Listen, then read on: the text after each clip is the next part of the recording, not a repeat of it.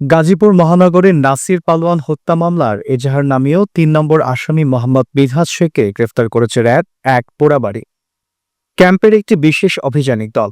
২৫ বৎসরের বয়সী মিনহাজ শেখ ভোলাপাড়া গোপালপুর টাঙ্গাইলের বাসিন্দা। বর্তমানে গাজীপুরের মহানগরের জরুন কোনাবাড়ি এলাকার বসবাস করছিলেন। ২ আগস্ট সকাল আনুমানিক ১১টা ১০ মিনিটে গাজীপুর মহানগরের বাসন থানার চান্দনা চৌরাস্তা এলাকা থেকে গোপন সংবাদের ভিত্তিতে তাকে গ্রেফতার করা হয়। র্যাবের এই অভিযানে তাকে আইনানুগ প্রক্রিয়ার মাধ্যমে কোনাবাড়ী থানা পুলিশে সোপর্দ করা হয়েছে এবং পরবর্তীতে আদালতে পাঠানো হয়েছে। নাসির পালোয়ান হত্যা মামলার অন্যান্য আসামিদের গ্রেফতারের জন্য অভিযান জোরদার করা হচ্ছে বলে জানিয়েছে আইনশৃঙ্খলা বাহিনী। নিহত নাসির পালোয়ান ছিলেন স্থানীয় সমাজসেবী ও পরিচিত মুখ।